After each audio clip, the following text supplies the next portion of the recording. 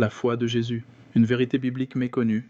Nous connaissons l'expression avoir la foi en Jésus, mais ici je souhaite mettre l'emphase sur cette autre expression que l'on trouve dans le livre de l'Apocalypse, avoir la foi de Jésus.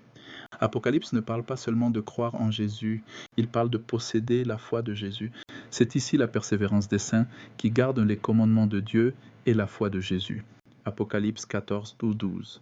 Ce verset est souvent lu rapidement, mais rarement compris dans sa profondeur. La foi en Jésus, indispensable mais incomplète seule.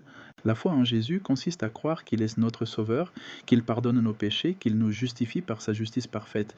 Il fut traité comme nous méritions de l'être afin que nous soyons traités comme il le mérite.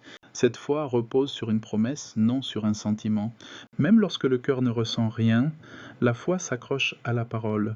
Si nous confessons nos péchés, il est fidèle et juste pour nous les pardonner et nous purifier de toute iniquité. C'est la justification, c'est le fondement.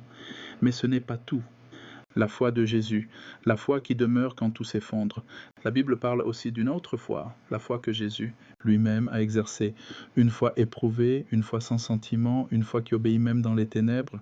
Au milieu des ténèbres les plus profondes, apparemment abandonné de Dieu, il se reposa par la foi sur le caractère de son Père. À Gethsémane et sur la croix, Jésus ne sentait plus la présence du Père.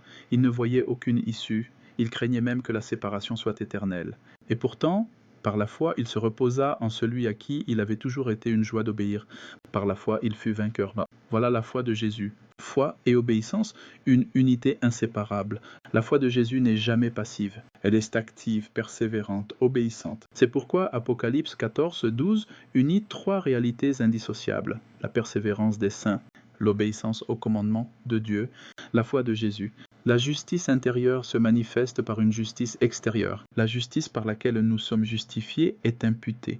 La justice par laquelle nous sommes sanctifiés est communiquée. La première est notre titre pour le ciel. La seconde est notre aptitude pour le ciel. Les deux sont nécessaires. Une fois pour le temps de la détresse, la foi de Jésus devient cruciale dans le conflit final, quand il ne sera plus possible d'acheter ni de vendre, quand les accusations de l'ennemi seront implacables, quand le croyant se sentira indigne, abandonné, condamné.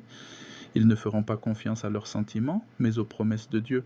Comme Jésus l'a fait, ceux qui tiendront ferme. La question revient sans cesse dans l'Écriture.